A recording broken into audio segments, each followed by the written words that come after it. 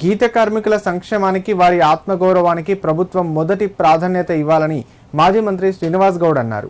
జనాభా నిష్పత్తి ప్రకారం గీత కార్మికులకు ప్రస్తుతం ఇస్తున్న పింఛన్ను పెంచి నెలకు 4,000 చొప్పున అందించాలని డిమాండ్ చేశారు. వృత్తిరీత్యా ప్రమాదవశాత్తు తాటి చెట్టుపై నుండి కిందపడి మరణించిన లేదా శాశ్వత వికలాంగులైన గీతా కార్మికుల కుటుంబాలకు 10 లక్షల చొప్పున ఎక్స్ గ్రేషియాను వెంటనే అందించాలన్నారు.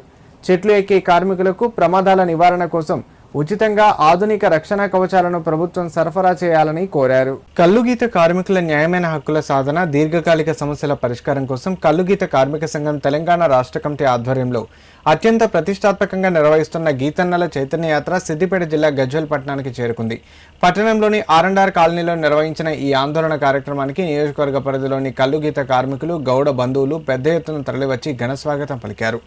అమరుల యాదిలో సాగుతున్న ఈ యాత్ర బహిరంగ సభకు మాజీ మంత్రి శ్రీనివాస్ గౌడ్ ముఖ్య అతిథిగా హాజరై కార్మికుల పోరాటానికి తమ పూర్తి మద్దతును ప్రకటించారు. కష్టపడి పనిచేసే గీత కార్మికుల న్యాయమైన పోరాటాలకు, వారి హక్కుల సాధనకు తాము ఎల్లప్పుడూ అండగా ఉంటామని ఆయన హామీ ఇచ్చారు. అనంతరం కల్లుగీత కార్మిక సంఘం రాష్ట్ర జిల్లా నాయకులు మాట్లాడుతూ గీత కార్మికుల సంక్షేమాన్ని ప్రభుత్వం పూర్తిగా విస్మరించిందని ఆరోపించారు. తాము సుదీర్ఘకాలంగా ఎదుర్కొంటున్న సమస్యలపై ప్రభుత్వం తక్షణమే స్పందించి పరిష్కరించాలని డిమాండ్ చేశారు. ఆగస్టు 2న మోత్కూరులో ప్రారంభమైన ఈ చైతన్య యాత్ర ఈ నెల 18న హైదరాబాద్లోని ట్యాంక్ బండ్ వద్ద ముగుస్తుందని, అక్కడ నిర్వహించే భారీ ముగింపు సభను విజయవంతం చేసి కార్మికుల ఐక్యతను చాటాలని పిలుపునిచ్చారు.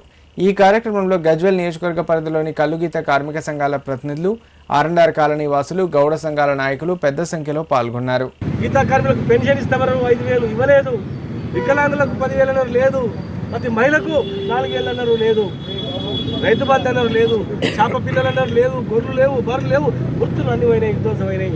కనీసం చనిపోయిన నా గీతా కార్మికులను పట్టించుకుంటుందంటే అది కూడా లేదని చెప్పి అన్ని కులాలు కూడా ఇలా ప్రశ్నిస్తూ ఉన్నాయి. ఎలక్షన్లో ఇచ్చిన హామీ నెరవేర్చకుండా గాలికి వదిలేసి రాష్ట్రాన్ని వల్లకాలు చేద్దామనుకున్నారా?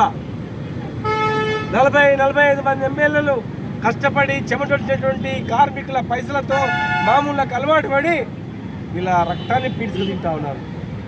ఏదంటే కేసుల పేరు మీద భయపెట్టించి కేసులు చేస్తూ ఉన్నారు. 1000 మంది కేసులు చేసి జైల్లో పంపుతున్నారు. వైన్ షాపులలో అవినీతే, బార్ షాపులలో అవినీతే. దాదాపు 80-90 మైక్రో బిలియనీలు ఇచ్చి పాడేసారు హైదరాబాద్ చుట్టుముట్టు అందరూ కూడా. ఇలా అన్ని వృత్తులు నాశనం అయిపోయినాయి. ఇస్తానన్న 10 లక్షల ఎక్స్గ్రేషియా వెంటనే విడుదల చేయాలి. మా రమణ గారు యాత్ర అయిపోయే లోపు, ముగింపు లోపు 10 లక్షల ఎక్స్గ్రేషియాలు ప్రకటించాలి. బకాయిలు 10 లక్షల రూపాయల చొప్పున అందరు చెల్లించాలి. ప్రతి గీతా కార్మికునికి 5,000 రూపాయల పెన్షన్ ఇవ్వాలి. సర్దార్ సర్వే పాపన జిల్లా పేరు పెడితే మనం పెట్టాలి. ప్రతి జిల్లా కేంద్రాలు నీరు ఏర్పాటు చేయాలి. గొల్ల కురుమలకు 13 లక్షల రూపాయలు బ్యాంకులు వేయాలి. మా దళితులకు 12 లక్షలు. హైదరాబాద్ నడిబొడ్డునున్నటువంటి ట్యాంక్ బండ్ పైన ముగించడం జరుగుతుంది. దీని యొక్క ప్రధాన ఉద్దేశం కాంగ్రెస్ పార్టీ ఎన్నికల ప్రణాళికలో గీతా కార్మికులకు ఇచ్చినటువంటి హామీలు అమలు చేయాలని చెప్పి డిమాండ్ చేస్తూ యాత్ర సాగుతుంది.